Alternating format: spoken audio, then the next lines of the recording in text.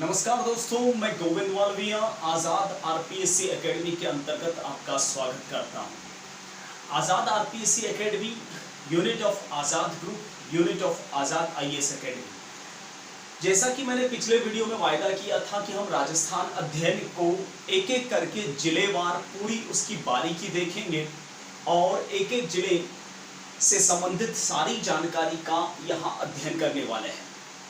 बने रहिएगा इस वीडियो के अंत तक। आरएस जैसे महत्वपूर्ण एग्जाम के लिए हमें राजस्थान का हर एक छप्पा उसकी जानकारी होनी चाहिए और वहाँ पर क्या कला, साहित्य या इतिहास से संबंधित या फिर भौगोलिक परिदृश्य से संबंधित क्या क्या चीज़ें हैं वो सारी बेसिक जानकारी होनी चाहिए। और अगर इस सीरीज के माध्यम से हम चलेंगे तो निश्चित तौर पे कुछ भी नहीं छूटेगा। वैसे मैंने बोर्ड इसलिए भी प्रिपेयर कर रखा है ताकि कुछ चीज़ें जाने अनजाने में चाहे न चाहे हम कभी कभार भूल भी जाते हैं और वह एग्ज़ाम का मैटर बन जाती है, तो वहाँ पर दिक्कतें क्रिएट हो सकती हैं। इसलिए मैंने एक बार यहाँ की महत्वपूर्ण चीज़ें हमने पहले लिख रखी हैं।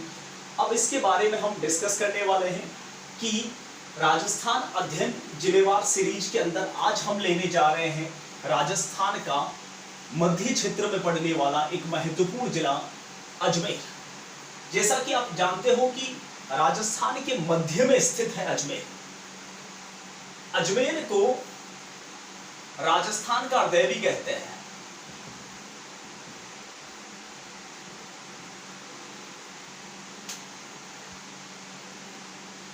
वैसे अगर इसका ऐतिहासिक परिदृश्य देखें तो अजमेर का प्राचीन नाम था अजयमेरु। अब इसे अजयमेरु क्यों कहा गया, उसके पीछे एक वजह थी। देखिए, अजमेर में आपने पढ़ा होगा, हल्की सी जानकारी हो तो, चौहान का साम्राज्य था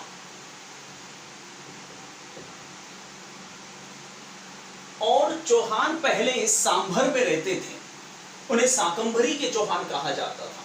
शाकंभरी के चौहानों में सबसे पहला शासक था वासुदेव, जिसने 551 ईस्वी के आसपास अहिछत्रपुर अर्थात नागौर से सांभर अर्थात शाकंभरी को राजधानी बनाया था। हालांकि हम इतिहास की बारीकियों पर भी जाएंगे, लेकिन हम फिलहाल यहाँ जिलेवार सीरीज को एक बार देख लेते हैं, उसके बाद में इतिहास के पन्नों की तरफ भी जाएंगे। और जैसा कि आपने आज़ाद आरपीएससी एकेडमी और आज़ाद आईएएस एकेडमी की जो शाख देखी होगी, जिसमें एक एक बारीकी के साथ में सारी चीज़ें पढ़ाना हमारा दायित्व होता है और हम उसी तरीके से चलते हैं ताकि कुछ चीज़ें छूट ना जाए। और आरएस जैसे महत्वपूर्ण एग्जाम के लिए कुछ भी छूटना लाजमी नहीं है। देखिए, चौहानों में जो पहले सांभर में रहते थे वो हम उस इतिहास में ही देख पाएंगे, लेकिन चौहानों में वासुदेव के पश्चात में लगभग 19वीं पीढ़ी का शासक था जिसका नाम था वाकपति राज। हालांकि मैं सारा कुछ जानता हूं, लेकिन हम यहाँ पर इतिहास को नहीं पढ़ रहे हैं। एक बार हर जिले की भौगोलिक परिस्थिति और वहाँ के इतिहास को देखना चाहते हैं, ठीक है। वाकपति राज के बाद में सांभर में अंतिम शासक हुआ था लगभग 23वां शासक, जिसका नाम था पृथ्वीराज प्रथम। पृथ्वीराज प्रथम का एक पुत्र था जिसका नाम था अजय राज। ये अजय राज जो है, जिसे अजयपाल चौहान भी कहा जाता है, अजयपाल या अजय राज चौहान, ये अजयपाल या अजयराज जो चौहान है पहले सांभर में रहते थे। 1111 ईस्वी के अंदर सांभर में शासक बने थे और 1113 ईस्वी के आसपास यह सांभर छोड़कर थोड़ा दक्षिण में आए थे और 1113 ईस्वी में एक नगर बसाया था जिसे अजयमेरु नगर कहा जाता है। यानी अजयमेरु नगर की स्थापना किसने की थी? अजयपाल या अजयराज चौहान ने, जो चौहान शासक थे, ठीक है। अगर अजमेर की भौगोलिक स्थिति देखें तो मैंने मैप बना रखा है, जरा मैप पे चलिए। अजमेर राजस्थान के मध्य में स्थित है, राजस्थान का हृदय कहा जाता है। अगर भौगोलिक परिस्थिति की बात करूं तो अजमेर जो है अरावली पर्वत, जहां पर आकर लगभग थोड़ा सा खत्म हो जाता है या फिर यूं कहें तो कम पड़ जाता है हाइट में, उसके जस्ट निकट में एक पहाड़ है जिसे नाग पहाड़ कहा जाता है। नाग पहाड़ और ये जो बीच में बर ब्यावर का दर्रा है, पाली में बर नामक स्थान है, बर और ब्यावर, उसके बीच में दर्रा है। यहाँ पर अरावली की कुछ कटी फटी पहाड़ियां हैं जो काफी घुमावदार हैं। इस कारण से जो अजमेर का जो मुख्य दुर्ग है, जिसका नाम है अजयमेरु दुर्ग, उसे राजस्थान का जिब्राल्टर भी कहा जाता है। हम अजयमेरु दुर्ग की चर्चा करेंगे तब इसकी बात करेंगे, ठीक है। नाग पहाड़ जहां पर है उसके जस्ट निकट अजमेर शहर पड़ता है और अजमेर और पुष्कर के बीच में नाग पहाड़ स्थित है, ठीक है। अगर और भौगोलिक स्थिति की चर्चा करें तो अजमेर के पूर्वी दिशा की ओर जयपुर जिला पड़ता है और उत्तर पश्चिमी दिशा की ओर नागौर है और पश्चिमी दिशा की ओर पाली है, दक्षिण पश्चिम में राजसमंद है और दक्षिण में भीलवाड़ा है और पूर्व दक्षिण में टोंक जिला है। यानी अजमेर से सटे हुए जिलों की संख्या है 1, 2, 3, 4, 5 और 6 जिले अजमेर को सीमाबद्ध करते हैं और राजस्थान के मध्य में है, तो जिलेवार सीमा इसकी आकर मिलती है, न कि किसी राज्य या किसी अन्य देश से अजमेर की सीमा मिलती है। अजमेर राजस्थान के मध्य में स्थित है। नागौर, जयपुर, टोंक, भीलवाड़ा, राजसमंद और पाली 6 जिलों की सीमाएं बनाता है अजमेर। देखिए, अजमेर में जो मुख्य जगह है, हालांकि तहसीलें तो और भी बहुत सारी हैं, लेकिन मैंने कुछ खास जगहों का जिक्र किया। यहाँ पर सलेमाबाद जैसे, पुष्कर, अजमेर, नसीराबाद, किशनगढ़ और ब्यावर, इनकी विशेषता हम अलग से देखेंगे। ये भी काफी महत्वपूर्ण जगह है। देखिए, अजमेर की अगर मैं बात करूं तो यह मुर्गी पालन और उसके प्रशिक्षण का प्रमुख केंद्र माना जाता है। लगभग इसकी स्थापना हुई थी 1975 के अंदर, जब वो मुर्गी पालन उद्योग के लिए अजमेर को सर्वोच्च स्थान दिया गया और आज भी राजस्थान में सर्वाधिक अंडे और मुर्गियां और चिकन का निर्यात अजमेर ही करता है। साथ ही साथ एक चीज मैं यहां लिखना मेंशन करना भूल गया, गुलाब उद्योग का भी एक प्रमुख केंद्र है। राजस्थान में सबसे ज्यादा जो गुलाब पैदा किए जाते हैं, गुलाबों की पैदावार होती है, वह अजमेर में होती है। अजमेर जिले के अंदर रामसर नाम का एक तालाब है, ठीक है। वह बकरी पालन एवं चारा अनुसंधान केंद्र बनाया गया है, जहां पर बकरी पालन के लिए और चारे पर अनुसंधान करने के लिए एक अनुसंधान केंद्र बनाया गया है। अजमेर के दक्षिण पूर्व में तबीजी नामक स्थान है, वहां पर मसाला एवं बीज अनुसंधान केंद्र स्थापित किया गया है। और मैं आपको बता दूं, जो जैविक कृषि है, जिसमें जठरोफा का नाम सुना होगा आपने, जठरोफा एक वनस्पति है जिससे पेट्रोलियम पदार्थ की उत्पत्ति की जाती है, जो कि इजराइल देश से मंगाया गया था। सबसे पहले अनुसंधान इस तबीजी नामक स्थान पर ही उसका किया गया था। अगर अजमेर की प्रमुख झीलों की मैं बात करूं तो सबसे प्रमुख झील है पुष्कर, इसके अलावा फॉय सागर, आना सागर, फूल सागर, रामसर, मकरेड़ा, बीसलसर, बहुत सारी हैं और भी झीलें, लेकिन इनमें से कोई भी आपको पूछी जा सकती है। अगर मैं पुष्कर की बात करूं तो यह एक प्राकृतिक झील है, इसको किसी ने बनाया नहीं है और यह प्रमुख एक तीर्थ स्थल भी है, हिंदुओं के लिए पवित्र स्थान माना जाता है। पुष्कर की अगर मैं विशेषताओं की बात करूं तो आपको भी पता होगा कि हिंदुओं में मरने के बाद में अस्थि विसर्जन पुष्कर में ही किया जाता है। पितरों के पीछे जो श्राद्ध है वह पुष्कर में भी किया जाता है। साथ ही साथ इसकी एक और महत्वपूर्ण बात मैं बता देता हूं आपको, 4 वेद आपने नाम सुने होंगे, जैसे यजुर्वेद, सामवेद, अथर्ववेद और ऋग्वेद। इसमें से जो अथर्ववेद है, अथर्ववेद की रचना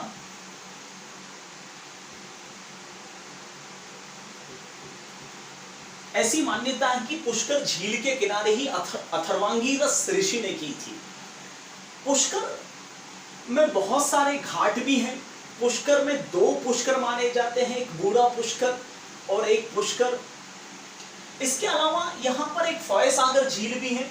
अजमेर शहर का जितना भी पेयजल का जो पानी है वह फॉय सागर से आता है। कहा यह जाता है कि एक इंजीनियर थे स्टेफर्ड फॉय, जिसने अकाल राहत कार्यों के लिए इस झील का निर्माण करवाया था, जिसे फॉय सागर कहा जाता है। आना सागर झील 1137 ईस्वी के अंदर अजमेर के चौहान शासक अजय पाल यानी अजय राज के बाद में उनके बेटे नेक्स्ट शासक बने थे, जिनका नाम था अर्णोराज, जिन्हें आनाजी भी कहा जाता है। इन्हीं चौहान शासक आनाजी या अर्णोराज ने कहते हैं कि 1137 ईस्वी के आसपास तुर्क सेना द्वारा जो भयंकर रक्तपात किया गया था चौहान साम्राज्य के अंतर्गत, उस रक्तपात को धोने के लिए आनाजी या अर्थात अर्णोराज ने इस झील का निर्माण करवाया था। आना सागर झील कहते हैं। फूल सागर झील जो है वह कहते हैं कि आमेर के राजा मानसिंह ने बनवाई थी। रामसर झील है वही आमेर के राजा राम सिंह जी ने बनवाई थी। मकरेड़ा जो झील है वह भी एक तरह की प्राकृतिक झील है। बीसलसर झील जो है वो 1154 ईस्वी के अंदर कहा यह जाता है कि अजय राज के बाद में नेक्स्ट शासक बने अर्णोराज, और अर्णोराज के बाद में तीसरे शासक अजमेर के बने थे, अजमेर चौहान शाखा के तीसरे शासक बने थे जगतदेव, और जगतदेव के बाद उनके छोटे भाई विग्रहराज जो शासक बने थे, चौथे शासक विग्रहराज चतुर्थ जिन्हें कहा जाता है, जिनको बीसल देव भी कहा जाता है। कहते हैं कि इन्हीं बीसल देव जिन्हें विग्रहराज चतुर्थ कहा जाता है, उन्होंने 1154 ईस्वी में इस बीसलसर झील का निर्माण करवाया था। ठीक है, अगर मैं अजमेर के महत्वपूर्ण स्थलों की चर्चा करूं तो सबसे प्रमुख है ख्वाजा मोइनुद्दीन चिश्ती की दरगाह। इधर वाला थोड़ा मिटा देता हूं ताकि एक्सप्लेन करने में थोड़ी आसानी रहेगी।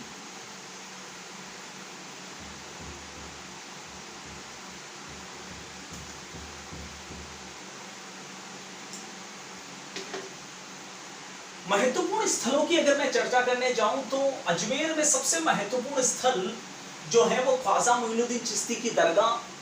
इसके अलावा अजय मेरू दुर्ग, मैगजीन फोर्ट, 2.5 दिन का झोपड़ा, बारादरी, नसिया जी, रावली टॉडगढ़, चश्मा-ए नूर, वराह मंदिर, ब्रह्मा मंदिर, शारदा मंदिर, रंगनाथ मंदिर, सावित्री मंदिर, मेयो कॉलेज, जेठाना, सलेमाबाद, घोड़े की मजार, हाथी भाटा, नरबड़ खेड़ा, मान महल और दादाबाड़ी।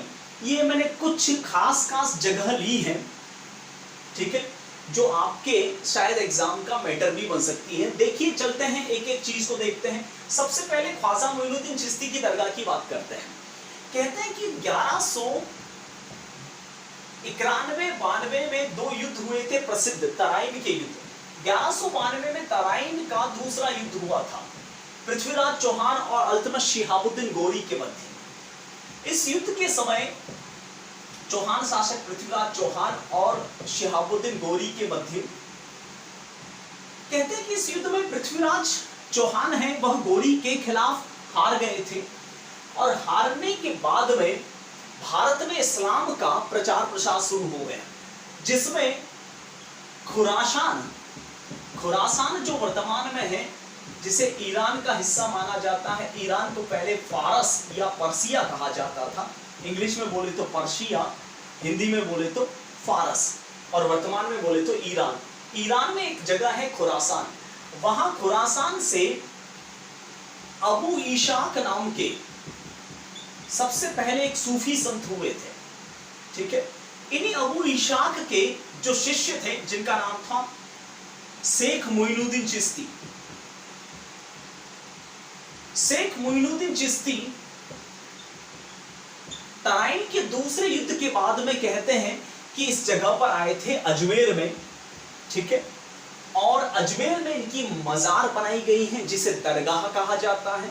ठीक है, शेख मोइनुद्दीन चिश्ती को ख्वाजा मोइनुद्दीन चिश्ती भी कहा जाता है, इनको गरीब नवाज भी कहते हैं। दुनिया भर के लोग इन्हें बहुत मानते हैं और इनके दर्शनों को लेके आते हैं इनकी मजार पर, इनके दरगाह पर मत्था टेकने के इरादे से।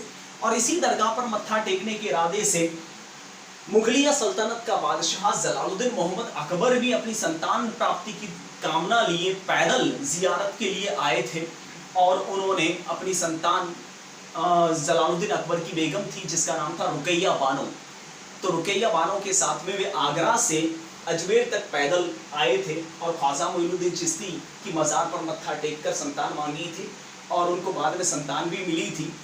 आपको पता होगा जिसका नाम रखा गया था नूरुद्दीन मोहम्मद सलीम खान, जिसे जहांगीर कहते हैं, और उसी जहांगीर जो कि हरकाबाई की संतान था। खैर इतिहास में उसकी बारीकी हम देखेंगे, काफ़ी एक एक चीज़ को देखेंगे कैसे क्या हुआ था। फिलहाल ख्वाजा मोइनुद्दीन चिश्ती के बारे में और भी मैं बातें कर दूं आपको। ख्वाजा मोइनुद्दीन चिश्ती सिलसिले के भारत में पहले संत हैं, पहली बात। साथ ही साथ सूफी सिलसिलों के भी कुल मिला के सिलसिले भारत में सूफियों के 14 माने जाते हैं, कुछ विद्वान बताते हैं कि 12 हैं, ठीक है। उसमें चिश्ती हुआ, कलंदरिया हुआ, नक्शबंदिया हुआ, बहुत सारे ऐसे सूफी सिलसिले हैं जिसमें चिश्ती सिलसिला सबसे पुराना है और चिश्ती सिलसिले के पहले प्रवर्तक हैं ख्वाजा मोइनुद्दीन चिश्ती, जो कि खुरासान ईरान से आए थे भारत 1192 ईस्वी में, और इनकी यहाँ दरगाह बनाई गई थी और इसी दरगाह का निर्माण बाद में जाकर मुगल बादशाह शाहजहां ने इसे पूर्ण करवाया था। हालांकि बीच बीच में मुस्लिम सल्तनत के सुल्तानों ने उसे तैयार किया था। अब बात करते हैं अजय मेरू दुर्ग की।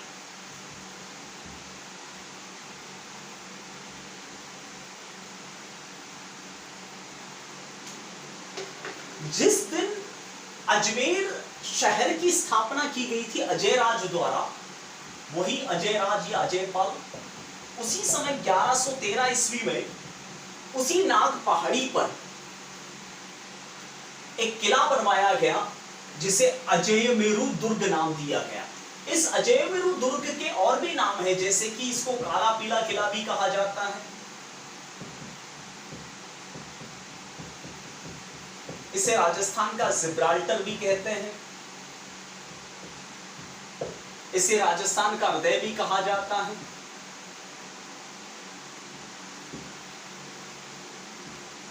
इसे अरावली का अरमान भी कहा जाता है,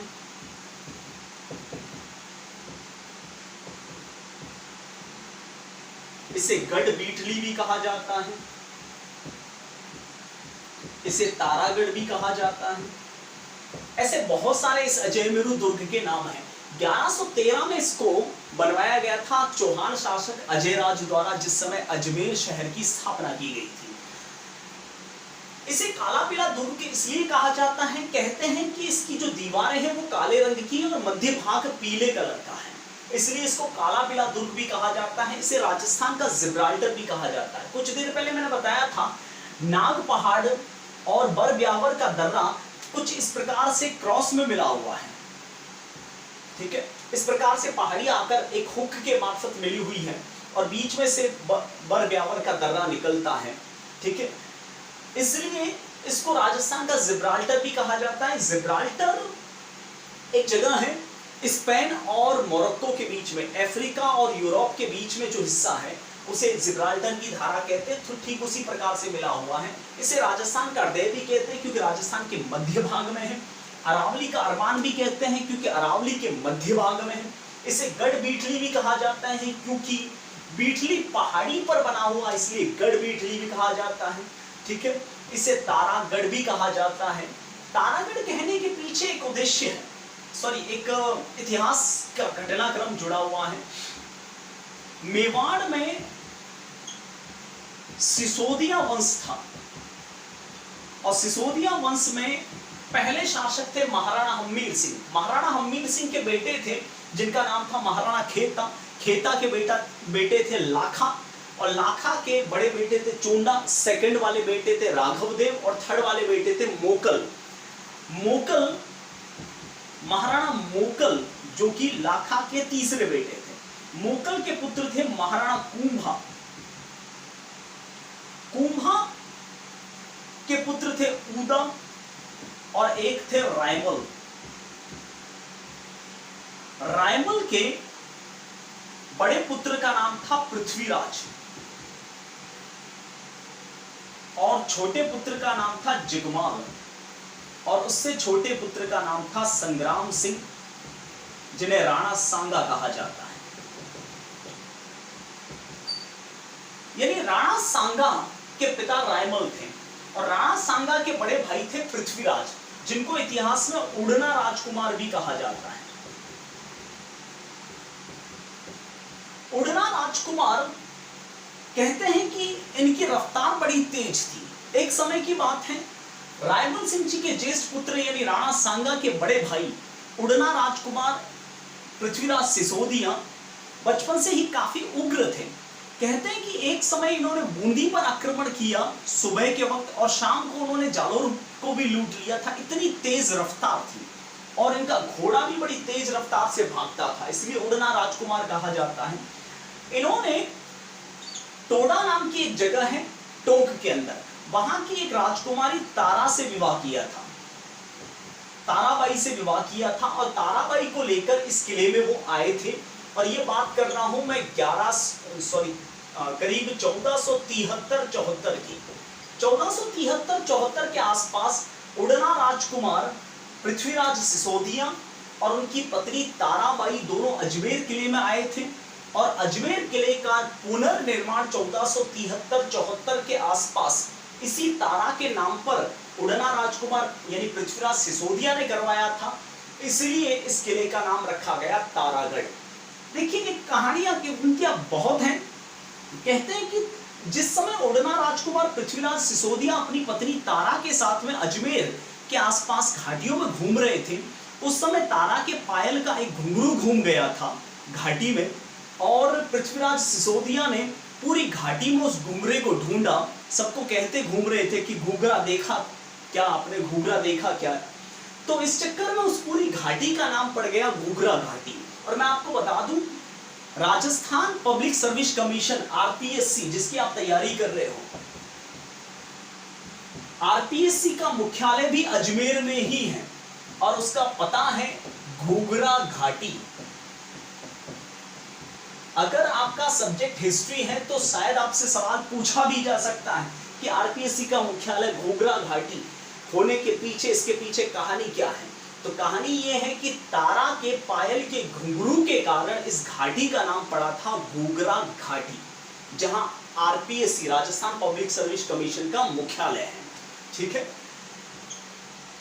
अब बात कर लेते हैं मैगजीन फोर्ट की। मैगजीन फोर्ट यह किला अकबर ने बनवाया था, मुगल बादशाह जलालुद्दीन मोहम्मद अकबर ने। कहते हैं कि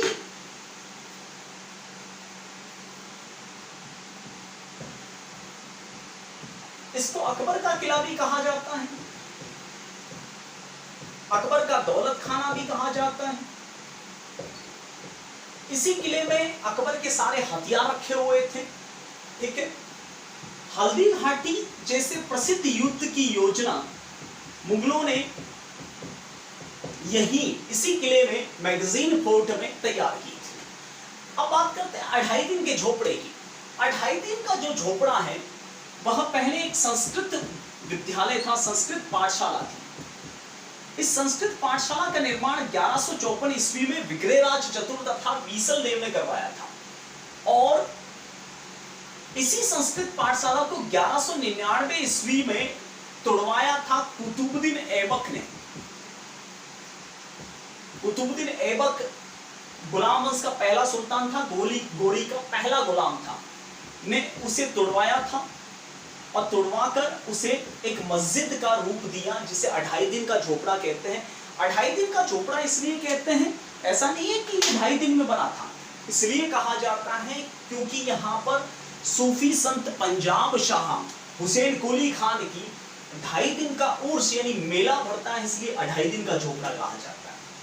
अब बात करते हैं बाराहदरी की। आना सागर झील के आसपास जो पाल बनी हुई है उस पाल का निर्माण मुगल बादशाह शाहजहां ने करवाया था, उसको बारादरी कहा जाता है। नसिया जी, इन्हें सोनी जी ने नसिया भी कहा जाता है। अजमेर शहर के बीच में महत्वपूर्ण सोने और बढ़िया नक्काशी से बनी हुई सोनी जी नसिया कहलाती हैं। रावली टोडगढ़ एक अभ्यारण्य है जो कि ब्यावर के जस्ट दक्षिण में पड़ता है। चश्मा ए नूर एक तालाब है जो काफी मीठे पानी का तालाब है, मुगल बादशाह जहांगीर ने बनवाया था। वराहा मंदिर, ब्रह्मा मंदिर, ये दोनों मंदिर पुष्कर के अंदर हैं। अणोराज आनाजी ने बनवाए थे। राजस्थान में एकमात्र वराहा मंदिर और ब्रह्मा मंदिर माने जाते हैं। वैसे अब बहुत सारे निकल के सामने आ रहे हैं, लेकिन सबसे प्राचीन मंदिर आप कह सकते हैं शारदा मंदिर। मैं आपको बता दूं, यह राजस्थान का एकमात्र शक्तिपीठ है। आप कभी पुष्कर जाइए, आपने इस मंदिर को नहीं देखा होगा क्योंकि बहुत सारी पुस्तकों में इसका जिक्र नहीं है।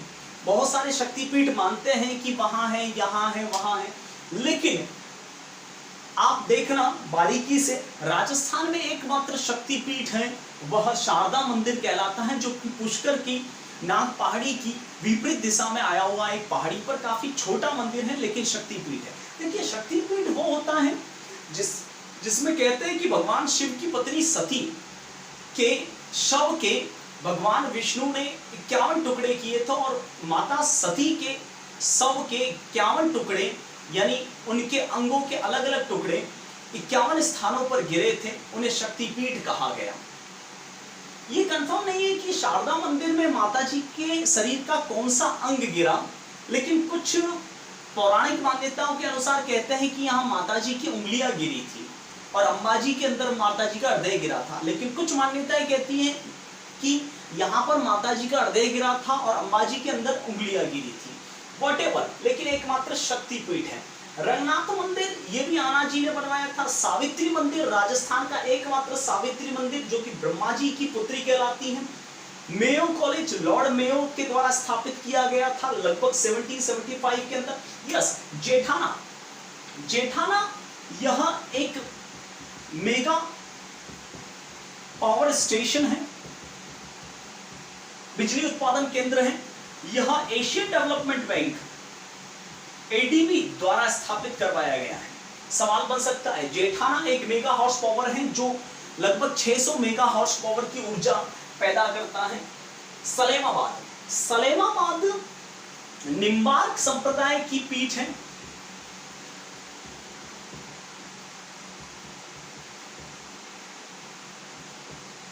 निम्बार्क संप्रदाय की एकमात्र पीठ है सलेमाबाद। घोड़े की मजार, देखिए तारागढ़ किले के अंदर मीरन शाह की जो दरगाह है उसके अंदर घोड़े की मजार है। यह राजस्थान में एकमात्र घोड़े की मजार है। हाथी भाटा, मुगल बादशाह जहांगीर ने अजमेर के निकट एक हाथी की मूर्ति बनवाई थी जिसे हाथी भाटा कहा जाता है। नरबड़ खेड़ा एक वूलन उद्योग केंद्र है। मान महल, ये वर्तमान में सरोवर नाम का होटल बना दिया गया है। कहते हैं कि आमेर के राजा मानसिंह प्रथम ने इसे बनवाया था। दादाबाड़ी एक जैन आचार्य द्वारा अजमेर रेलवे स्टेशन के जस्ट निकट बनाई गई थी। जिनदत्त दादा नाम के एक जैन आचार्य थे, उनकी याद में बनवाई गई थी। तो ये है दादाबाड़ी। देखिए, मोटे तौर पर अजमेर से संबंधित सारी जानकारी जो पूछी जा सकती है वो लगभग मैंने ले ली है, चाहे वह इतिहास से रिलेटेड हो, चाहे वो कला और संस्कृति से रिलेटेड हो, चाहे वह भूगोल से रिलेटेड हो। मुझे नहीं लगता कि अब इससे ज्यादा आपको अजमेर से रिलेटेड कुछ पढ़ने की आवश्यकता होगी। ठीक है, फिलहाल के लिए इतना ही। अभी मैं आपसे विदा लेता हूं, मिलता हूं अगले जिले की ओर। फिलहाल के लिए नमस्कार, जय हिंद, जय भारत।